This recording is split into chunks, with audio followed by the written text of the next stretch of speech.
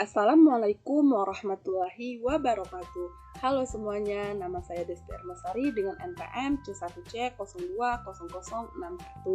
Pada kesempatan kali ini, saya akan membahas mengenai pendapatan kontrak konstruksi PSAK nomor 34. Kali ini kita masih melanjutkan materi yang berkaitan dengan pendapatan. Sekarang PSAK yang berkaitan dengan pendapatan seperti kemarin kita sudah bicara mengenai PSAK nomor 23 dan sekarang kita akan membahas mengenai PSAK nomor 34. Kedua PSAK itu tidak berlaku lagi sejak dikeluarkannya PSAK yang terbaru berkaitan dengan pendapatan kontrak dengan pelanggan, yaitu PSAK nomor 72. Sekarang, seperti apa perusahaan yang menjalankan bisnisnya melalui suatu kontrak dan itu hubungannya dengan konstruksi? Misalnya itu perusahaan seperti Waskita Karya. Jadi perusahaan jasa konstruksi seperti yang membangun jalan tol ataupun yang membangun hotel. Timbul persoalan kontrak jasa konstruksi ini bersifat jangka panjang, jadi tidak selesai dalam satu periode. Persoalan secara akuntansinya muncul itu bagaimana dengan pengakuan pendapatannya. Maka PSAK mengatur untuk pendapatan dari kontrak konstruksi ada perlakuan khusus terkait dengan pengakuan pendapatannya. Secara prinsip penandingan, selama proses pembangunan perusahaan konstruksi sudah memberikan atau menyelesaikan pekerjaannya, misalnya di tahun pertama, perusahaan jasa konstruksi itu sudah menyelesaikan 10% pekerjaan dari 100% pekerjaan.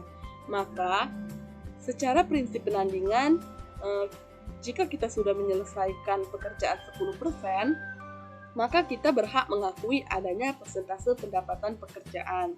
Tahun kedua sudah selesai 60%. Saat itu, kita akan mengakui adanya pendapatan yang menjadi hak kita itu untuk 60%. Jika sudah selesai 100% di tahun ketiga, maka semua sudah kita akui sebagai pendapatan sebesar nilai kontrak yang telah disepakati. Jadi, yang akan kita bahas kali ini adalah bagaimana kita mengakui pendapatan dari suatu kontrak konstruksi jangka panjang untuk pengakuan pendapatannya setiap tahun. Yang harus diingat adalah kita menerapkan prinsip penandingan, di mana ketika pekerjaan itu sudah selesai, berapa persen, maka kita harus mengakui adanya pendapatan sebesar persentase pekerjaan yang telah diselesaikan. Sebelumnya, kita akan membahas mengenai beberapa materi mengenai karakteristik kontrak konstruksi. Kontrak konstruksi dapat untuk aset tunggal atau berkaitan dengan jumlah aset, tetapi dia saling berkaitan. Maksudnya itu adalah kontrak konstruksi itu orang membangun jalan jembatan itu dalam satu paket, tetapi beberapa aset yang dihasilkan, yaitu seperti jalan dan ada juga jembatannya. Ada juga untuk aset tunggal, misalnya itu membangun gedung perusahaan. Kemudian kontrak konstruksi ini meliputi yang pertama, kontrak konstruksi aset, misalnya pelayanan jasa untuk manajer proyek dan arsitek. Yang kedua, kontrak untuk penghancuran atau restorasi aset dan restorasi lingkungan setelah penghancuran aset.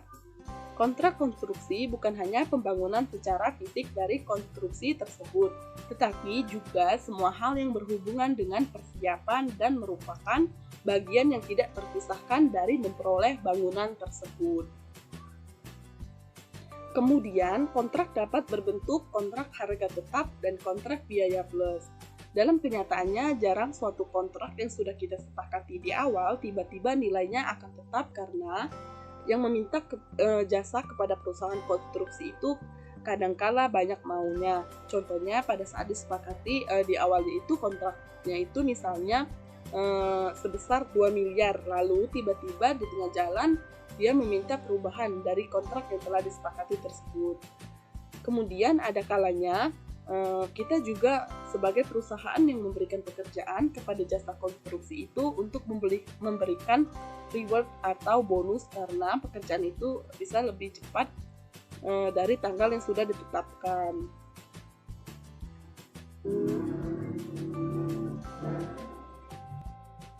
Selanjutnya kita membahas mengenai pendapatan kontrak. Pendapatan kontrak ini terdiri dari yang pertama nilai pendapatan semula yang disetujui dalam kontrak penyimpangan, dan yang kedua itu penyimpangan dalam pekerjaan kontrak, klaim, dan pembayaran insentif. Jadi, jika saya mempunyai suatu perusahaan jasa konstruksi, maka pendapatan bagi perusahaan saya itu bukan hanya pendapatan dari nilai kontrak awal, tetapi juga termasuk penyimpangan dalam kontrak. Misalnya itu ada klaim, ada bonus yang diberikan, dan lain sebagainya. Yang dikatakan penyimpangan itu sendiri adalah suatu instruksi yang diberikan pelanggan atau yang memberikan pekerjaan kepada jasa konstruksi mengenai perubahan dalam lingkup pekerjaan yang akan dilaksanakan berdasarkan kontrak. Kemudian penyimpangan yang dimaksudkan dalam pendapatan kontrak jika yang pertama itu kemungkinan besar pelanggan akan menyetujui penyimpangan dan jumlah pendapatan yang timbul dari penyimpangan tersebut. Jadi, kita bisa memasukkan penyimpangan ke dalam pendapatan jika kemungkinan besar pelanggan itu menyetujuinya. Yang kedua itu, jumlah pendapatan itu dapat diukur secara handal. Selanjutnya itu ada klaim. Klaim adalah jumlah yang diminati kontraktor kepada pelanggan atau pihak lain sebagai penggantian untuk biaya-biaya yang tidak termasuk dalam nilai kontrak. Kemudian, pengukuran pendapatan dari klaim ini mengandung ketidakpastian dan tergantung pada hasil negosiasi. Klaim yang dimasukkan ke dalam pendapatan kontrak jika yang pertama, negosiasi telah mencapai tingkat akhir sehingga kemungkinan besar pelanggan akan menerima klaim tersebut. Dan nilai klaim yang kemungkinan besar akan disetujui oleh pelanggan dan dapat diukur secara handal. Selanjutnya ada pembayaran insentif. Pembayaran insentif adalah jumlah tambahan yang dibayarkan kepada kontraktor apabila standar-standar pelaksanaan yang telah ditentukan telah terpenuhi atau dilampaui. Jadi, kita bisa saja mendapatkan pembayaran insentif dari suatu pelanggan apabila kita mampu menyelesaikan pekerjaan itu lebih cepat dari tanggal yang telah disepakati. Pembayaran insentif dimasukkan dalam kontrak jika yang pertama itu kontrak tersebut cukup aman sehingga kemungkinan besar pelanggan memenuhi atau melampaui standar pelaksanaan. Dan yang kedua itu jumlah pembayaran insentif itu dapat diukur secara handal.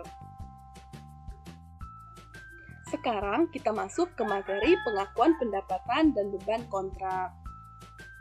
Nah, jika hasil kontrak konstruksi dapat diestimasi secara handal, maka pendapatan kontrak dan biaya kontrak yang berhubungan dengan kontrak konstruksi diakui sebagai pendapatan dan beban dengan memperhatikan tahap penyelesaian aktivitas kontrak pada tanggal akhir periode pelaporan. Maka yang paling lazim terkait dengan pengakuan pendapatan pada perusahaan kontrak konstruksi adalah menggunakan pendekatan persentase penyelesaian pekerjaan. Sebelumnya ada dua metode akuntansi untuk kontrak konstruksi jangka panjang. Yang pertama itu ada metode persentase penyelesaian. Pada metode ini kita mengakui pendapatan bagi perusahaan jasa konstruksi seiring dengan berapa persen penyelesaian pekerjaan yang telah diselesaikan. Dan metode yang kedua itu ada metode kontrak selesai. Nah, pada metode ini kita mengakui pendapatan jika kontraknya itu telah selesai dilakukan. Berarti kita menunggu sampai bangunan telah diselesaikan baru boleh mengakui adanya pendapatan. Dari kedua metode ini, lazimnya kita menggunakan metode yang pertama, yaitu metode persentase penyelesaian pekerjaan. Jadi, pendapatan kontrak diakui sebagai pendapatan dalam laba rugi pada periode akuntansi di mana pekerjaan sudah diselesaikan. Kemudian, biaya kontrak biasanya diakui sebagai beban dalam laba rugi pada periode akuntansi, di mana pekerjaan yang berhubungan itu dilakukan. Kemudian, apa yang menjadi dasar pemikiran sehingga lebih banyak menggunakan metode persentase penyelesaian? Yang pertama itu, antara yang memberikan pekerjaan dan perusahaan yang melaksanakan jasa konstruksi ini memiliki hak yang dilaksanakan atau memiliki hak yang sama antara pelanggan dan perusahaan jasa konstruksi. Yang kedua itu, pelanggan memiliki hak secara hukum untuk meminta kinerja secara spesifik di dalam kontrak. Dan yang ketiga, perusahaan jasa konstruksi memiliki hak untuk meminta pembayaran atas kemajuan kontrak untuk memberikan bukti kepemilikan pelanggan. Hasilnya, penjualan berkelanjutan terjadi sementara pekerjaan berlanjut, dan entitas harus mengakui pendapatan sesuai dengan kemajuan pekerjaan tersebut. Jadi, setiap perusahaan jasa konstruksi selesai melakukan pekerjaan, maka dia akan mengirim tagihan kepada pelanggan tersebut, maka kita akan menerima pembayaran dan terus melanjutkan pekerjaan sampai pekerjaan itu selesai. Kemudian, perusahaan menggunakan metode persentase penyelesaian jika semua kondisi berikut terpenuhi. Yang pertama, jika pendapatan kontrak dapat diukur dengan andal, jadi kita harus tahu berapa nilai kontrak yang akan kita dapatkan ketika kontrak itu diselesaikan. Yang kedua, ada kemungkinan manfaat ekonomis terkait kontrak masuk ke perusahaan. Dan yang ketiga, biaya kontrak sampai selesai dan tingkat penyelesaian pada akhir periode pelaporan dapat diukur dengan andal. Jadi kita harus tahu bagaimana cara menghitung berapa biaya yang sudah dikeluarkan dalam proses pembangunan itu.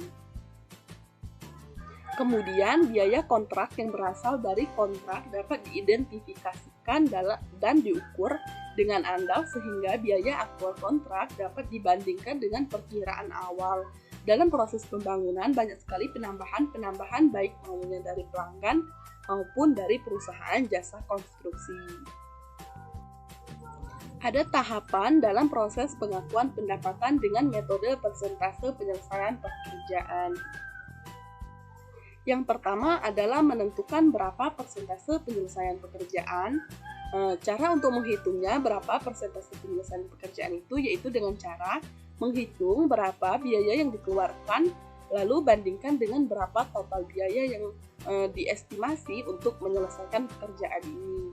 Kemudian menghitung berapa pendapatan yang akan diakui sampai dengan tanggal 31 Desember 2020. Misalnya, kita mulainya itu dari 1 Januari 2020, di mana pembangunan ini membutuhkan waktu selama 3 tahun. Sekarang kita menghitung berapa persentase penyelesaian pekerjaan untuk setiap tahun. Untuk tanggal 31 Desember 2020, kita menghitung persentase pekerjaan dengan membagi biaya yang sudah dikeluarkan sampai 31 Desember 2020 tadi dibagi dengan estimasi total biaya yang dibutuhkan untuk menyelesaikan pekerjaan tersebut dikalikan dengan 100%. Yang kedua, menentukan pendapatan yang akan diakui pada 31 Desember 2020. Caranya adalah mengalihkan persentase penyelesaian pekerjaan yang sudah kita hitung di langkah pertama tadi, dikalikan dengan berapa estimasi total pendapatan. Kemudian, yang ketiga, di tahun 2021, perusahaan melanjutkan pekerjaan dan tentu persentase penyelesaian sudah bertambah atau meningkat. Misalnya, pada tahun 2020 tadi, persentase penyelesaian pekerjaannya itu 20%. Sedangkan pada tahun 2021, persentase penyelesaian pekerjaan itu 70%. Maka kita tidak boleh mengakui untuk tahun 2021 sebesar 70%. Tetapi yang diakui untuk tahun 2021 adalah sebesar 50%. Maka kita akan menghitung berapa pendapatan yang diakui untuk periode sekarang. Caranya, pendapatan yang kita akui sampai 31 Desember 2021 dikurangkan dengan pendapatan yang sudah kita akui di periode sebelumnya. Nah, itulah tahapan dalam proses pengakuan pendapatan dengan menggunakan metode persentase penyelesaian. Cukup sekian pembahasan dari saya. Terima kasih sudah menyaksikan. Wassalamualaikum warahmatullahi wabarakatuh.